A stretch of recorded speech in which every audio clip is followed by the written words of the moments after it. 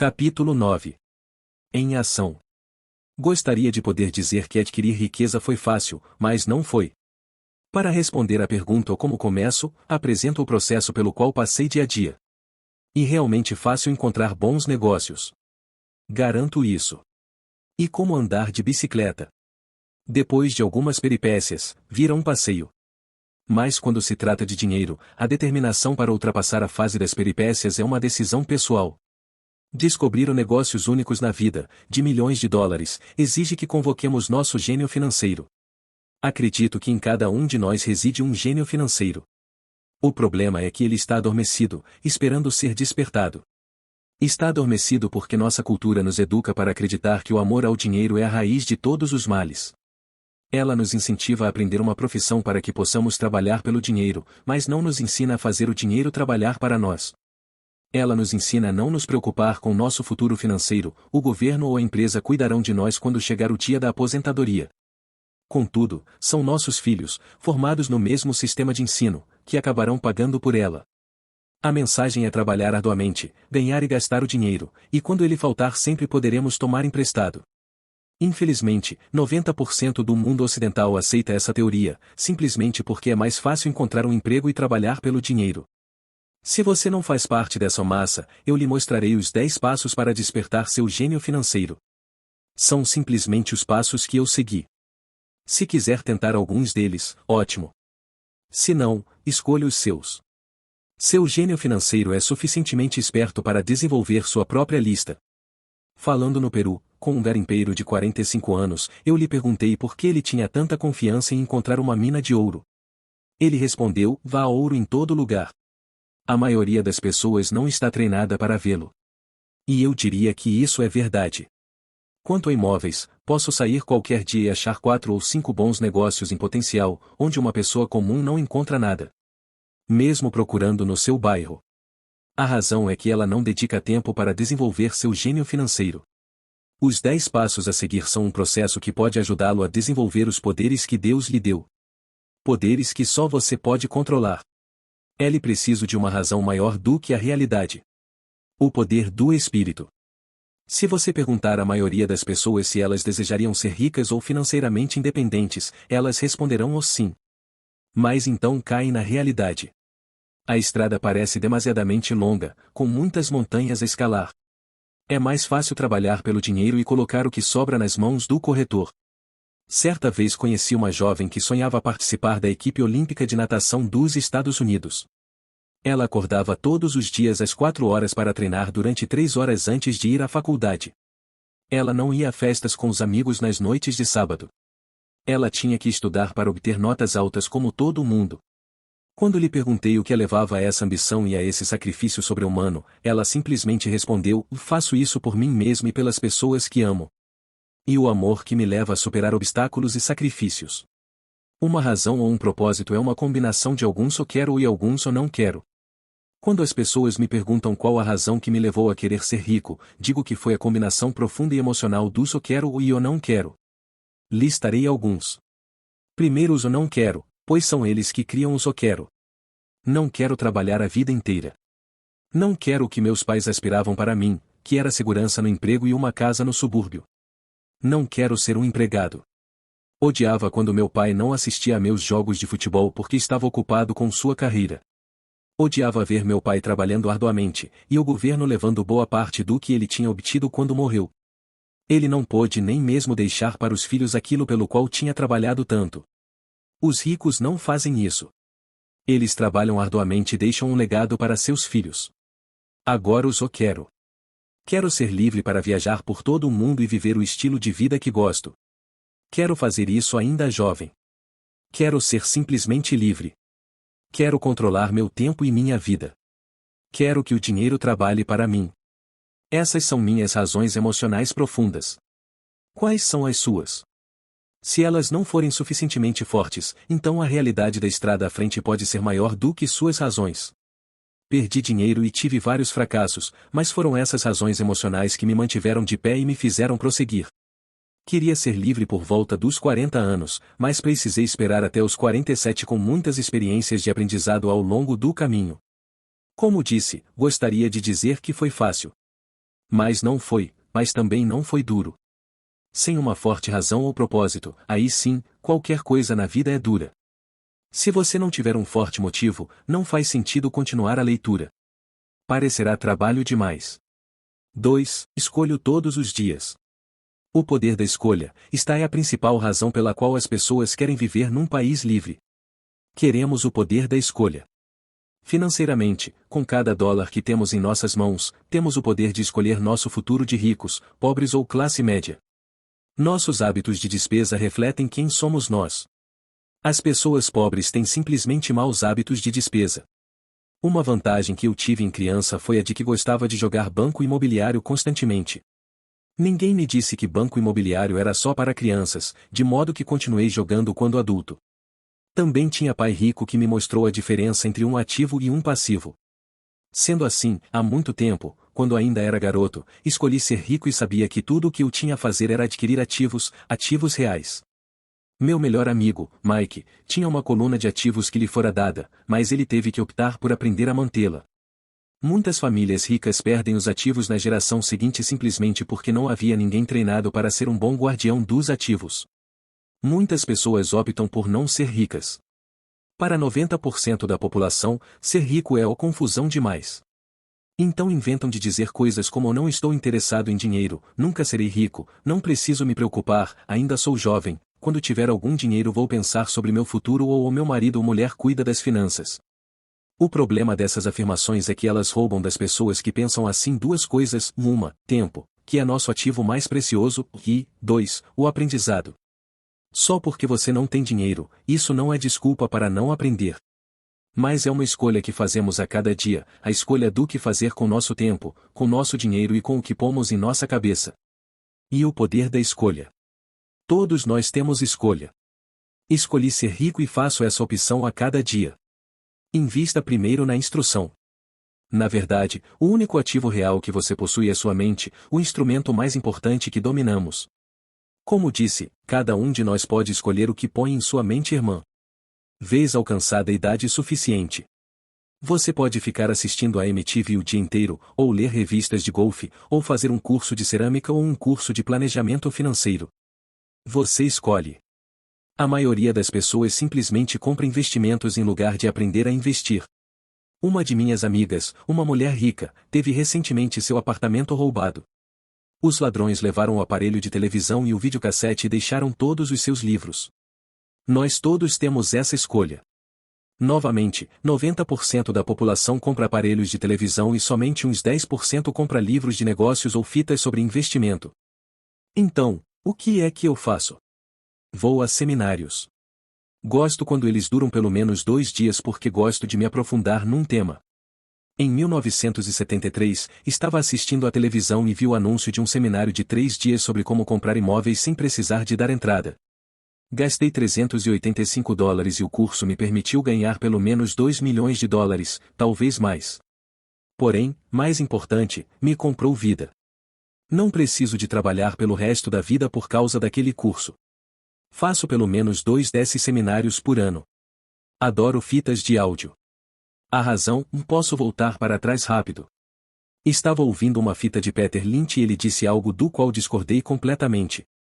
Em vez de me mostrar arrogante e crítico, simplesmente apertei o botão de retrocesso e ouvi aquele trecho da fita umas 20 vezes. Talvez até mais.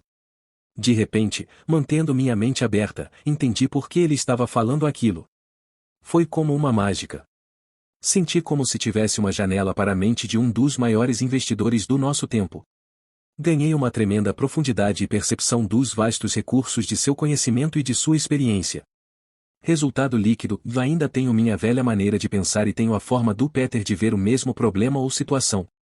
Tenho 2 pensamentos em vez de um. Mais de uma forma de analisar um problema ou tendência, e isso não tem preço. Hoje me pergunto muitas vezes como Peter Lynch faria isso, ou Donald Trump, ou Warren Buffett ou George Soros. A única maneira pela qual posso acessar seu vasto poder mental é sendo suficientemente humilde para ler ou ouvir o que eles têm a dizer. Pessoas arrogantes e críticas são muitas vezes pessoas com baixa autoestima que têm medo de assumir riscos. Veja, se você aprende algo novo, terá que errar a fim de entender totalmente o que aprendeu. Se você leu até aqui, a arrogância não é um de seus problemas. Pessoas arrogantes raramente leem ou compram fitas. Por que elas o fariam? Elas são o centro do universo. Há pessoas inteligentes que discutem ou se defendem quando uma ideia nova se choca com o que pensam. Neste caso, sua assim chamada inteligência ou combinada com a arrogância ou se torna o ignorância. Cada um de nós conhece alguém muito instruído, ou que se acredita esperto, mas cujo balanço mostra outra coisa. Uma pessoa verdadeiramente inteligente saúda as novas ideias, porque novas ideias podem aumentar a sinergia de outras ideias acumuladas. Ouvir é mais importante do que falar. Se isso não fosse verdade, Deus não teria nos dado 2 ouvidos e apenas uma boca. Gente demais pensa com a boca, em vez de ouvir para assimilar novas ideias e possibilidades. Discute-se em lugar de se perguntar. Penso em minha riqueza a longo prazo. Não sou partidário da mentalidade do fique rico depressa ou de muitos compradores de bilhetes de loteria ou frequentadores de cassinos. Posso comprar e vender ações, mas sempre compro instrução. Se você quer pilotar um avião, aconselho a tomar aulas antes. Sempre fico chocado com gente que compra ações ou imóveis mas nunca investe em seu maior ativo, sua mente. O fato de ter comprado 1 ou 2 imóveis não o torna um especialista em imóveis. 3. Escolha os amigos com cuidado. O poder da associação. Em primeiro lugar, não escolho meus amigos levando em conta suas demonstrações financeiras. Tenho amigos que fizeram, de fato, voto de pobreza, bem como amigos que ganham milhões todo ano. O importante é que aprendo com todos eles e faço um esforço consciente para isso. Admito que há pessoas que procurei porque têm dinheiro. Mas eu não estava atrás de seu dinheiro, queria seu conhecimento. Em alguns casos, essas pessoas de vastas posses se tornaram amigos queridos, mas nem todos. Há uma diferença que gostaria de destacar. Observei que meus amigos ricos falam de dinheiro. E não estou querendo dizer que se gabem. Eles se interessam pelo assunto. Já os amigos que sei estarem em dificuldades financeiras não gostam de falar de dinheiro, negócios ou investimentos. Muitas vezes pensam que isso não é educado ou que é anti-intelectual. Ou seja, também aprendo com os amigos que têm dificuldades financeiras e descubro o que não fazer. Tenho vários amigos que obtiveram mais de $1 bilhão durante suas breves vidas. 3 deles observam o mesmo fenômeno, seus amigos que não têm dinheiro nunca lhes perguntaram como eles o conseguiram. Mas eles pedem 2 coisas, dinheiro emprestado e um emprego. Advertência: ou não ouça as pessoas pobres ou apavoradas. Tenho amigos assim, e gosto muito deles, mas são galinhas pessimistas na vida. Quando se trata de dinheiro, especialmente investimentos, o céu está sempre caindo. Eles sempre sabem por que as coisas não funcionam. O problema é que as pessoas as ouvem, mas aquelas que aceitam cegamente essas informações pessimistas são também galinhas pessimistas. E, como diz o velho ditado, galinhas da mesma plumagem concordam entre si. Se você assiste a CNBC, uma mina de ouro de informações sobre investimentos, sabe que eles apresentam frequentemente uma mesa redonda dos chamados os especialistas. Um deles diz que o mercado está a ponto de desabar e outro afirma que está em ascensão. Se você for esperto, ouvirá os dois. Mantenha sua mente aberta porque ambos têm razões válidas. Infelizmente, a maioria das pessoas ouve apenas as galinhas pessimistas. Alguns amigos próximos procuraram me fazer desistir de algum negócio ou investimento. Alguns anos atrás, um amigo me contou que estava empolgado porque descobriram um certificado de depósito que rendia 6% ao ano. Contei então que estava ganhando 16% com títulos do governo estadual. No dia seguinte ele me enviou um artigo que mostrava por que minha aplicação era perigosa. Há anos estou obtendo os 16% e ele continua com os 6%. Diria que o mais difícil quanto à formação de uma fortuna é ser fiel a si mesmo e estar disposto a não acompanhar a multidão. No mercado é muito comum que seja a manada a chegar tarde e ser abatida. Se um grande negócio está nas manchetes, na maioria dos casos é tarde demais. Procure um negócio novo. Como dizem os surfistas, sempre há outra onda. As pessoas que correm e pegam a onda tarde são em geral as que se dão mal. Investidores espertos não se afobam. Se perdem uma onda, esperam pela próxima e se preparam. Isto é difícil para a maioria dos investidores porque comprar o que não é popular lhes parece apavorante. Os investidores tímidos gostam de acompanhar a multidão. Sua ganância os leva para as aplicações somente quando os investidores sábios já oferiram seus lucros e se retiraram. Investidores sábios aplicam quando o negócio ainda não é popular. Eles sabem que seus ganhos são gerados quando compram e não quando vendem. Esperam pacientemente. Como já disse, eles não se afobam. Como um surfista, eles se preparam para a próxima onda. Tudo é insider trading *. Há formas de insider trading que são ilegais e outras que são legais. Mas de qualquer forma é insider trading. A única distinção é quanto você está distante do ou por dentro. A razão pela qual você quer ter amigos ricos que estão por dentro é porque o dinheiro é ganho aí. Informação fabricada. Você quer saber quando haverá a próxima subida, entrar e sair antes da queda seguinte.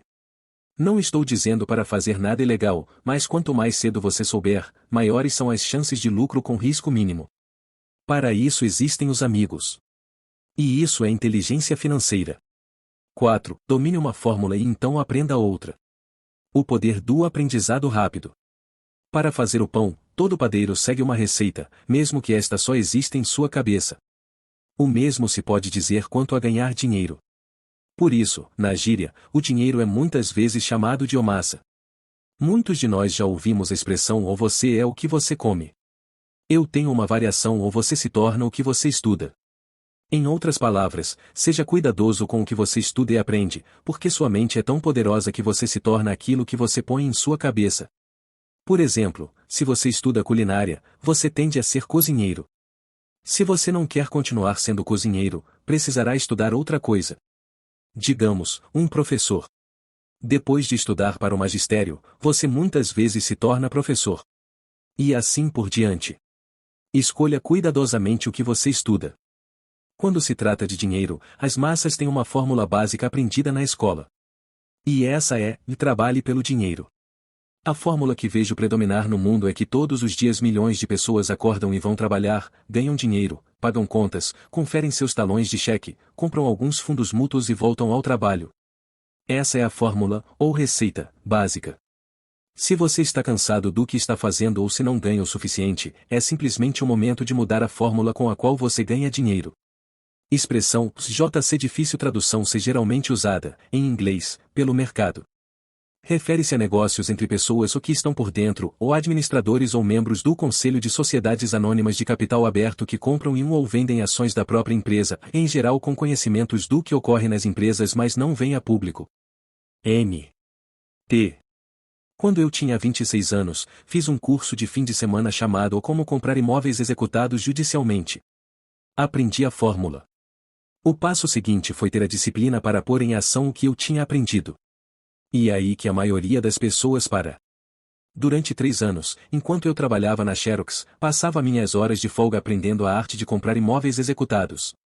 Ganhei vários milhões de dólares usando essa fórmula, mas hoje isso é muito lento e há muita gente que faz o mesmo. Então, depois de ter dominado a fórmula, passei a procurar outras fórmulas. Em muitos dos casos não usei de forma direta a informação que obtive, mas sempre aprendi algo novo. Já fiz cursos destinados a corretores especializados em derivativos, um curso de negociação de opções de commodities e um curso sobre a ciência do caos. Neste, estava fora de meu ambiente, em uma sala cheia de gente com doutorado em física nuclear e ciência espacial. Contudo, aprendi uma porção de coisas que tornaram meus investimentos em imóveis e ações mais significativos e lucrativos. Muitas instituições comunitárias de ensino superior têm cursos de planejamento financeiro e aquisição de investimentos tradicionais. São lugares ótimos para se começar. Sempre procuro a fórmula mais rápida. É por isso que, com bastante regularidade, faço mais em um dia do que muitas pessoas fazem em toda a sua vida. Outra observação secundária. No mundo em rápida mudança de nossos dias, a questão não é tanto o que você sabe, porque com frequência o que você sabe já está ultrapassado. É a rapidez com que você aprende. Esta habilidade não tem preço. Não tem preço para encontrar fórmulas, receitas, se preferir, mais rápidas de fazer dinheiro. Trabalhar arduamente pelo dinheiro é uma fórmula velha nascida nos dias do homem das cavernas. 5. Pague a SI mesmo primeiro. O poder da autodisciplina. Se você não pode se controlar, não tente ficar rico. Talvez fosse bom entrar para a marinha ou alguma ordem religiosa para aprender a se controlar. É a falta de autodisciplina que leva à falência muitos ganhadores de loteria pouco depois de eles terem ganhado milhões. E a falta de autodisciplina que leva a pessoas que acabaram de obter um aumento a comprar um carro novo ou fazer um cruzeiro. E difícil dizer qual dos 10 passos é o mais importante. Mas de todos este é possivelmente o mais difícil de dominar, se já não for parte de sua personalidade. Eu arriscaria dizer que é a falta de autodisciplina que se constitui no fator número 1 a separar ricos, pobres e classe média. Dito de forma simples, pessoas que têm baixa autoestima e reduzida tolerância à pressão financeira não poderão nunca, e quero dizer isso mesmo, nunca, ser ricas. Como já disse, uma lição aprendida com pai rico foi que o mundo vai bater em você. O mundo bate nas pessoas não porque as outras pessoas sejam ruins, mas porque os indivíduos não têm controle interno e disciplina. Quem não tem força interior muitas vezes se torna vítima daqueles que têm autodisciplina. Nos cursos para empreendedores onde leciono, lembro constantemente aos participantes que não devem focar seu produto, serviço ou atividade, mas o desenvolvimento de habilidades de gestão. As 3 habilidades de gestão mais importantes para se iniciar um negócio próprio são: 1. Gestão do fluxo de caixa. 2. Gestão de pessoal. 3. Gestão pessoal do tempo. Diria que essas habilidades de gestão se aplicam a qualquer coisa, não apenas empreendedores. As 3 têm importância para a forma como você vive sua vida como indivíduo, ou como parte de uma família, um negócio, uma organização de caridade, uma cidade ou uma nação. Cada uma dessas habilidades é realçada pelo domínio da autodisciplina. Levo a sério o dito pague-se a si próprio em primeiro lugar. The Richest Man in Babylon, asterisco de George Clason, é onde encontrei a expressão pague-se a si próprio em primeiro lugar. O livro vendeu milhões de exemplares, mas embora milhões de pessoas repitam livremente essa afirmação poderosa, poucas seguem o conselho. Como disse, a alfabetização financeira nos permite ler os números e estes contam a história. Vendo a demonstração de renda e o balanço de uma pessoa, posso ver facilmente se a pessoa que diz pague-se a si próprio em primeiro lugar ou está praticando o que prega. Uma imagem vale 1000 palavras. Comparemos então as demonstrações financeiras de pessoas que pagam a si mesmas em primeiro lugar e as que não o fazem. Asterisco: o homem mais rico da Babilônia. O livro ensina a investir por meio da história de um rei da Babilônia que manda o homem mais rico do reino ensinar aos pobres o que fazer. Segundo a história, isso levou o reino a um período de fartura. T. Estude os diagramas e observe se você pode notar algumas diferenças. Repito, tem a ver com o entendimento do fluxo de caixa, que conta a história. Se você pode realmente começar a compreender o poder do fluxo de caixa, perceberá rapidamente o que há de errado com o diagrama seguinte. Ou seja, por que 90% das pessoas trabalham arduamente durante toda a vida e precisam de apoio do governo, a Seguridade Social, quando não podem mais trabalhar? Está vendo? O diagrama anterior reflete as ações de uma pessoa que opta por pagar a si mesmo em primeiro lugar. Todo mês ela destina dinheiro para sua coluna de ativos antes de pagar as despesas mensais. Embora milhões de pessoas tenham lido o livro de Clason e entendido a expressão pague-se a si próprio em primeiro lugar, na verdade elas o fazem em último lugar. Agora posso ouvir as reclamações daqueles que acreditam sinceramente em pagar as contas primeiro. E posso ouvir todas as pessoas responsáveis ou que pagam suas contas em dia. Não estou falando para ser irresponsável e deixar de pagar as contas. Digo apenas o que está no livro e isso é, pague a si mesmo em primeiro lugar. O diagrama anterior é a imagem contábil correta dessa ação e não a que se segue. Minha mulher e eu temos tido muitos guarda-livros, contadores e gerentes de banco que têm problemas com esta forma de considerar o pague a si mesmo em primeiro lugar. A razão é que estes profissionais fazem de fato o mesmo que as massas, que é se pagar em último lugar. Eles pagam a todos os demais primeiro. Em certos meses, quando por qualquer razão o fluxo de caixa é bem menor do que minhas contas, eu pago a mim mesmo em primeiro lugar. Meu contador gritou em pânico: eles vão pegar o senhor. A Receita vai colocar o senhor na cadeia. O senhor vai acabar com sua capacidade de tomar crédito. Vão cortar a eletricidade. Ainda assim, pago a mim mesmo em primeiro lugar. Por quê? Perguntará o leitor. Porque esse é todo o sentido da história de The Richest Man in Babylon.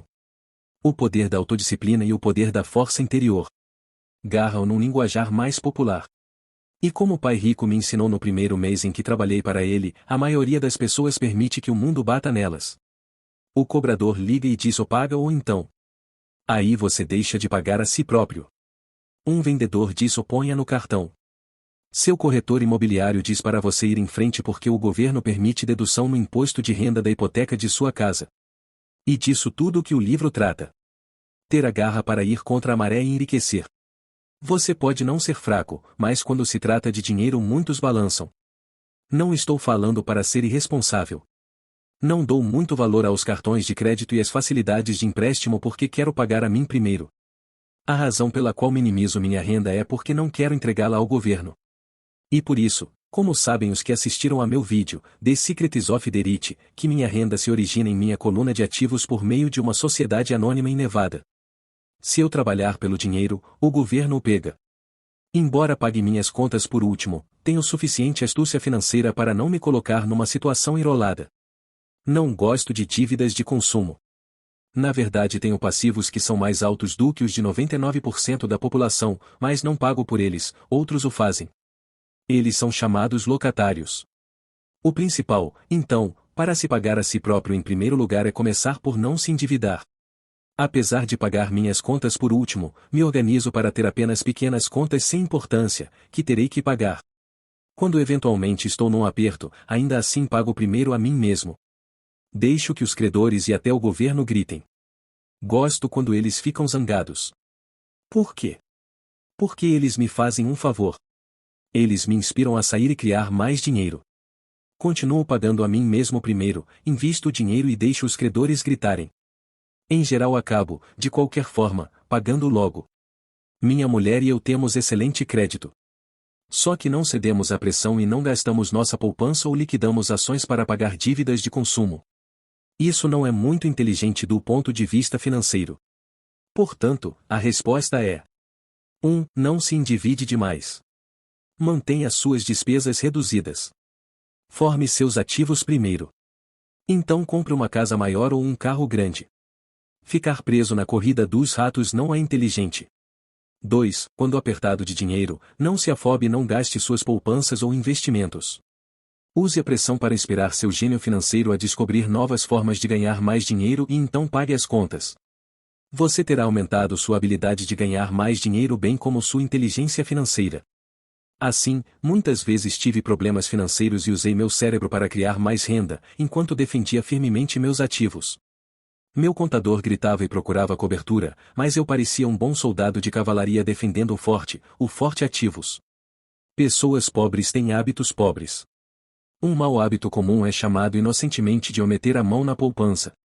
Os ricos sabem que as poupanças só são usadas para criar mais dinheiro, não para pagar contas. Sei que isso parece cruel, mas, como já disse, se não for internamente resistente, o mundo vai sempre bater em você. Se é do tipo que não gosta de pressão financeira, então descubra uma fórmula que funcione para você. Uma boa fórmula é cortar despesas, pôr o dinheiro no banco e pagar mais do que o necessário em imposto de renda, aplicar em fundos mútuos seguros e esperar sempre resultados médios. Mas isto viola a regra do ou pague a si mesmo em primeiro lugar. Este princípio não estimula o autossacrifício ou a abstinência financeira. Não significa pagar a você mesmo primeiro e passar fome. A vida foi feita para ser desfrutada. Se você conjura seu gênio financeiro, pode ter todas as coisas boas da vida, enriquecer e pagar contas, sem se sacrificar. E isso é inteligência financeira. 6. Pague bem a seus corretores. O poder do bom conselho. Muitas vezes vejo pessoas colocando um cartaz na frente de casa. Proprietário vende. Ou vejo na televisão muita gente se anunciando como o corretor de desconto ou ponto asterisco.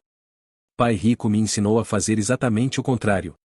Ele acreditava que os profissionais deviam ser bem pagos e eu adotei a mesma política. Hoje, tenho a meu serviço advogados, contadores, corretores de imóveis e de ações caros. Por quê? Porque e destaco-se, as pessoas são profissionais, seus serviços devem render dinheiro para você. E quanto mais dinheiro ganharem, mais eu ganho. Vivemos na era da informação. A informação não tem preço. Um bom corretor deve lhe oferecer informação e dedicar tempo a instruir você. Tenho vários corretores dispostos a fazer isso por mim. Alguns me ensinaram quando eu tinha pouco ou nenhum dinheiro e até hoje trabalho com eles. O que pago a um corretor é pouco em comparação com o dinheiro que posso ganhar em consequência das informações que eles me trazem. Adoro quando meu corretor de imóveis ou de ações ganham muito dinheiro. Em geral isso significa que ganhei muito dinheiro também. Um bom corretor, além de ganhar dinheiro para mim, me poupa tempo, como quando comprei um lote vazio por $9.000 e o vendi logo a seguir por $25.000, de modo que pude comprar mais depressa meu Porsche. Asterisco corretores que cobram comissões inferiores e prestam também menos serviços do que os corretores tradicionais. K muito comum amarem por meio de homepages na internet. M. T. Um corretor é seus olhos e ouvidos no mercado. Eles estão lá todos os dias enquanto eu não preciso estar. Prefiro jogar golfe. Também as pessoas que vendem suas casas por conta própria não dão muito valor ao seu tempo.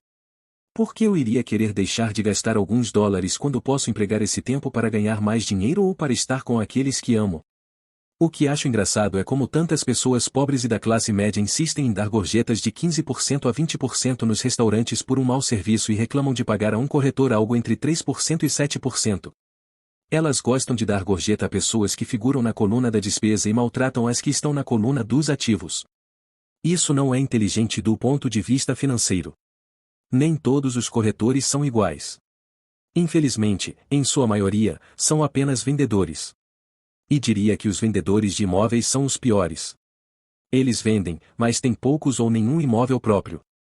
Há grande diferença entre um corretor que vende casas e um corretor que vende investimentos. E o mesmo se aplica a corretores de ações, títulos, fundos mútuos e seguros que se autodenominam de consultores financeiros. Como no conto de fadas, você tem que beijar um monte de sapos para achar um príncipe. Lembre o velho adágio e nunca chame um vendedor de enciclopédia se você precisa de uma. Enciclopédia. Quando entrevisto algum profissional pago, procuro primeiro descobrir quantos imóveis ou ações possuem pessoalmente e qual a alíquota de imposto que pagam. E isso se aplica a meus advogados tributaristas bem como a meu contador. Uma de minhas contadoras tem seu próprio negócio.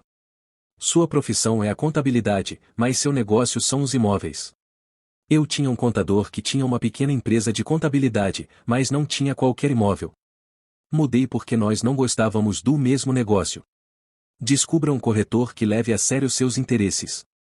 Muitos corretores dedicarão seu tempo a instruí-lo e eles podem ser o melhor ativo que você pode encontrar. Seja apenas justo e a maioria deles será justa com você. Se você só se preocupar em cortar suas comissões, então por que eles quererão estar com você? E uma lógica simples. Como disse anteriormente, uma das habilidades gerenciais é a administração de pessoas.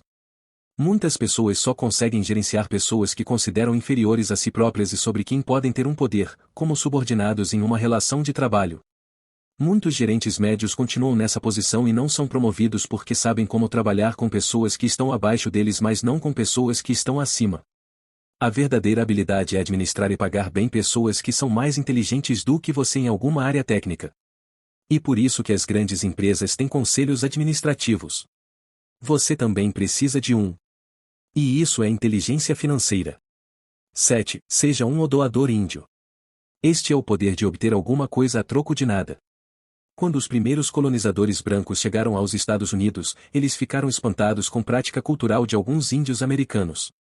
Por exemplo, se um colono estava com frio, o índio lhe dava um cobertor. Achando que fosse um presente, o colono frequentemente ficava ofendido quando o índio o pedia de volta. Os índios também ficavam perturbados quando constatavam que os colonos não queriam devolver o cobertor. É daí que se origina a expressão o doador índio. Um simples desentendimento cultural. No mundo da coluna de ativos só é vital para a riqueza ser um doador índio. A primeira pergunta do investidor sofisticado é: com que rapidez posso ter meu dinheiro de volta? Ele também quer saber o que poderá obter de graça, ou o que se chama uma participação nos lucros. E por isso que o retorno sobre o investimento é tão importante. Por exemplo, descobri um pequeno imóvel, a alguns quarteirões de onde moro, que estava sendo executado judicialmente. O banco estava pedindo $60.000 e eu apresentei uma oferta de $50.000, que foi aceita, simplesmente porque estava acompanhada de um cheque à vista no valor de $50.000, verificaram que eu era sério. Muitos investidores perguntarão se eu não estava imobilizando muito dinheiro de uma vez. Não seria melhor hipotecá-lo? A resposta neste caso é não. Minha empresa de investimentos o aluga por temporada nos meses de inverno e obtém $2.500 ao mês durante 4 meses, quando os pássaros da neve o procuram o Arizona. Fora da temporada de férias, seu aluguel é de apenas $1.000 mensais. Em cerca de 3 anos consegui meu dinheiro de volta. Agora sou proprietário desse ativo, que gera dinheiro para mim todos os meses. O mesmo se aplica às ações. Frequentemente, meu corretor liga e sugere que eu aplique uma considerável quantia em ações de alguma empresa que, segundo ele, está a ponto de fazer alguma coisa que aumentará o valor delas, como lançar um produto novo. Então, durante uma semana ou um mês, aplico meu dinheiro nessas ações, enquanto seus preços sobem. Depois, tiro aquela soma inicial e paro de me preocupar com as flutuações do mercado, porque tenho de volta meu dinheiro inicial e agora sou dono de um ativo que, tecnicamente, me saiu de graça. Sem dúvida, em muitas ocasiões perdi dinheiro. Mas somente jogo com dinheiro que posso perder. Diria que na média de 10 investimentos faço uns 2 ou 3 gols de placa, 5 ou 6 não são lá essas coisas e perco em 2 ou 3. Mas limito minhas perdas ao dinheiro que apliquei neles naquele momento. As pessoas que odeiam o risco põem seu dinheiro no banco. E, no longo prazo, qualquer poupança é melhor do que nenhuma poupança. Mas leva muito tempo para você recuperar seu dinheiro e, em muitos casos, você não leva nada de graça. Eles costumavam dar torradeiras, mas atualmente isso está ficando mais raro. Em todos os meus investimentos precisa haver algo mais, algo de graça. Um imóvel, um lote de terreno, uma casa, ações, escritórios. E o risco deve ser limitado ou deve ser uma ideia de baixo risco. Há livros inteiros que tratam deste assunto de modo que não me estenderei aqui. Ray Kroc, da McDonald's, vendia franquias de hambúrgueres não porque gostasse do sanduíche, mas porque queria os terrenos das franquias de graça. Investidores sábios devem dar mais atenção ao retorno sobre o investimento, são os ativos que você obtém de graça depois que você recebe seu dinheiro de volta. Isso é inteligência financeira. 8. Ativos compram supérfluos. O poder do foco. O filho de um amigo estava desenvolvendo um hábito desagradável de gastar demais. Aos 16 anos naturalmente desejava ter seu carro. A desculpa, os pais de todos os seus amigos tinham comprado um carro para o filho. O garoto queria pegar suas poupanças e dar a entrada para o carro. Foi aí que o pai me procurou. Você acha que devo fazer o que ele quer ou deveria fazer como os outros pais e dar um carro para ele? Minha resposta. A curto prazo pode ser bom, mas o que você lhe terá ensinado a longo prazo? Você não pode usar seu desejo de ter um carro e incentivar seu filho a aprender alguma coisa? De repente se acendeu uma luz e ele foi correndo para casa. 2 meses depois voltei a encontrar meu amigo. Seu filho já está com o carro? Perguntei. Não. Mas lhe dei $3.000 para comprar o carro. Falei para ele usar meu dinheiro em lugar do seu dinheiro, reservado para a universidade. Você foi bastante generoso, respondi. Referência a uma prática adotada por alguns bancos americanos de distribuir eletrodomésticos a quem abrisse contas novas. T. Nem tanto. O dinheiro veio acompanhado de uma condição. Segui sua orientação para usar seu desejo por um carro como incentivo para que aprendesse alguma coisa. E qual foi a condição? Perguntei. Bom, primeiro voltamos a jogar seu cacholo. Jogamos e tivemos uma longa discussão sobre o uso sábio do dinheiro. Fiz para ele uma assinatura do Wall Street Journal e comprei alguns livros sobre mercado de ações. E daí? Indaguei. O que fez? Falei que os $3.000 eram dele, mas que ele não poderia comprar o carro direto.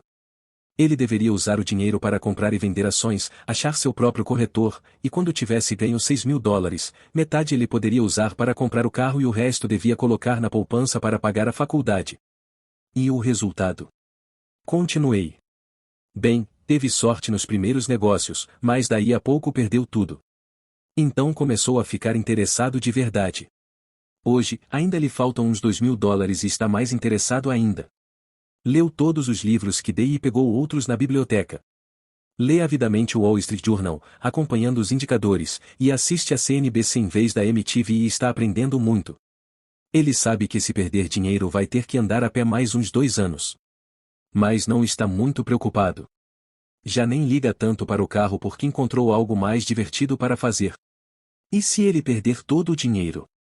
Perguntei. Aí vamos ver. Prefiro que ele perca tudo agora do que ter que esperar chegar à nossa idade para se arriscar a perder tudo. E, além do mais, esses são os melhores $3.000 que gastei com sua educação. O que está aprendendo vai lhe servir toda a vida e ele parece ter adquirido mais respeito pelo poder do dinheiro. Acho que parou de torrá-lo. Como já falei na seção O Pague a Si Mesmo em primeiro lugar, ou se uma pessoa não domina o poder da autodisciplina, é melhor nem tentar ficar rico. Embora o processo de gerar fluxo de caixa a partir da coluna de ativos seja fácil, é a fortaleza mental de direcionar o dinheiro que é difícil. Devido às tentações externas, é mais cômodo neste mundo de consumismo torrar o dinheiro na coluna das despesas. A falta de fortaleza mental leva a permitir que o dinheiro flua pelos caminhos de menor resistência. Darei um exemplo numérico de inteligência financeira, especificamente a capacidade de usar dinheiro para ganhar mais dinheiro. Se eu der a 100 pessoas $10.000 no início do ano, acho que ao fim do ano, 80 não terão mais nada. De fato, elas terão aumentado seu endividamento usando o dinheiro para dar entrada na compra de carro novo, geladeira, televisor, gravador de vídeo ou em viagem de férias. 16 terão aumentado esses $10.000 em torno de 5% e 10%. 4 terão aumentado a soma para $20.000 ou para alguns milhões. Estudamos para aprender uma profissão de modo a poder trabalhar pelo dinheiro. Na minha opinião, é também importante aprender a fazer o dinheiro trabalhar para nós. Gosto de meus supérfluos tanto quanto qualquer outro ser humano. A diferença é que algumas pessoas compram seus supérfluos em prestações. É a armadilha de querer imitar o vizinho. Quando eu quis comprar um Porsche, o caminho mais fácil era procurar o gerente do banco e conseguir um financiamento. Em lugar de me preocupar com a coluna do passivo, decidi me concentrar na coluna dos ativos. Como de hábito, empreguei meu desejo de consumir para me inspirar e motivar meu gênio financeiro a investir. Constantemente nos preocupamos em obter as coisas que desejamos em vez de nos concentrarmos em criar dinheiro. E mais fácil no curto prazo, porém mais duro no longo prazo. E um mau hábito em que incorremos como indivíduos e como nação. Lembre, o caminho mais fácil muitas vezes se transforma no mais áspero e o caminho árduo muitas vezes se torna suave. Quanto mais cedo você se disciplinar e aqueles que ama para dominar o dinheiro, tanto melhor. O dinheiro é uma força poderosa. Infelizmente, as pessoas usam esse poder contra elas mesmas. Se sua inteligência financeira for pouca, o dinheiro escorrerá de suas mãos, será mais esperto que você. Se o dinheiro for mais esperto, você trabalhará toda a sua vida.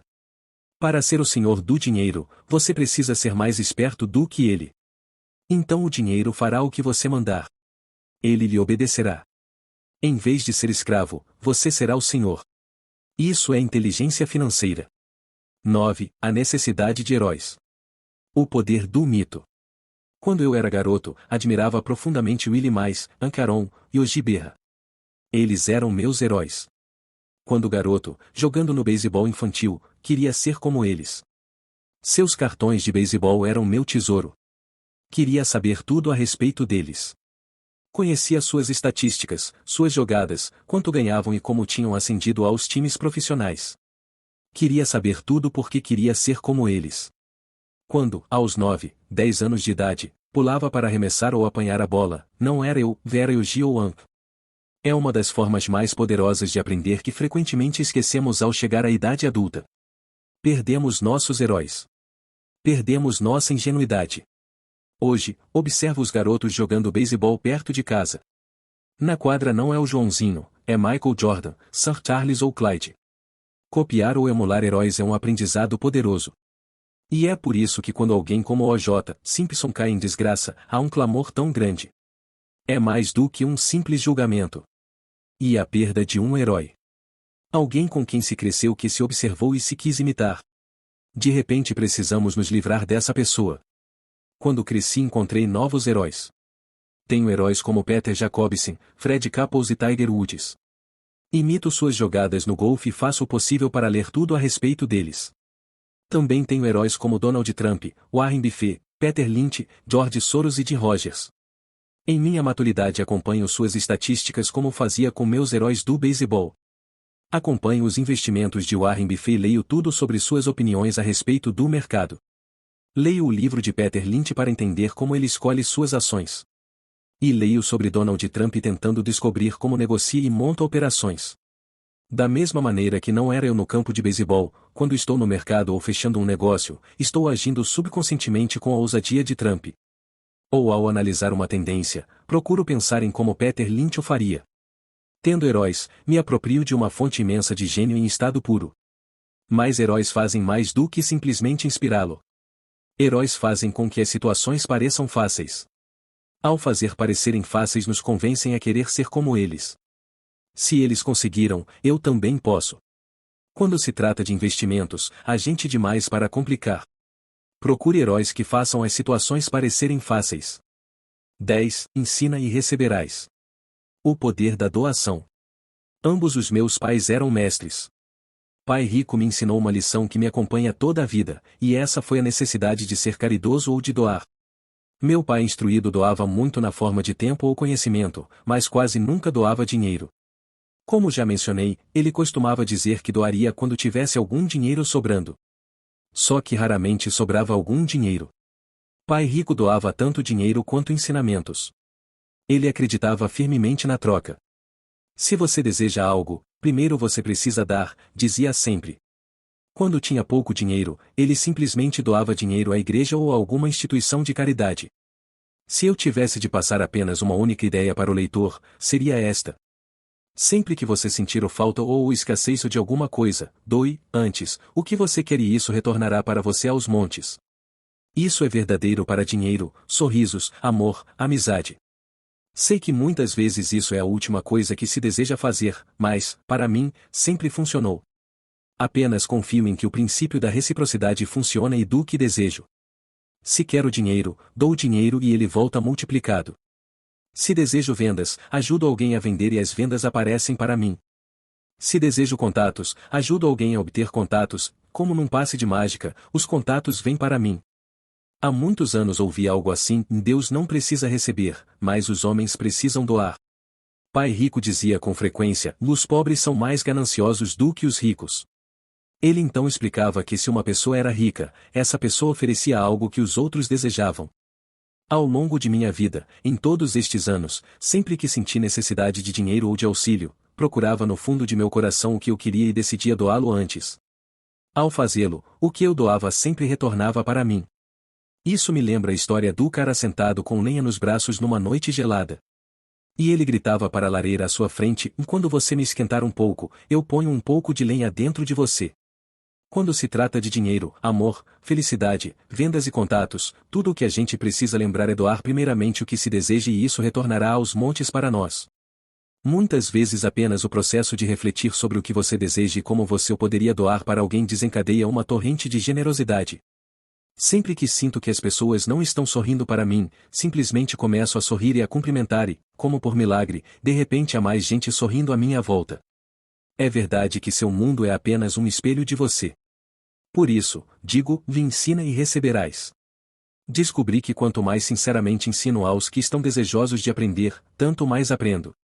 Se você quer aprender sobre dinheiro, ensine a alguém. Uma torrente de novas ideias e distinções mais sutis surgirá. Houve momentos em que doei e nada retornou ou em que o que recebi não era o que eu desejava. Mas depois de refletir e examinar minha alma, concluí que em vez de doar por doar, eu estava doando para receber. Meu pai ensinava professores e se tornou mestre dos mestres. Pai rico sempre ensinava aos jovens seu jeito de fazer negócios. Em retrospecto, foi a generosidade deles com o que eles sabiam que os fez melhores. Há neste mundo poderes muito mais fortes do que nós. Você pode chegar lá por si mesmo, mas chegará mais rápido com o auxílio dos poderes superiores. Tudo de que precisa é ser generoso com o que você tem e os poderes superiores serão generosos com você. Gostou do vídeo? Não esqueça de curtir. Me diga aqui nos comentários qual livro você deseja ouvir, sua opinião e muito importante, não se esqueça também de se inscrever e ativar o sininho.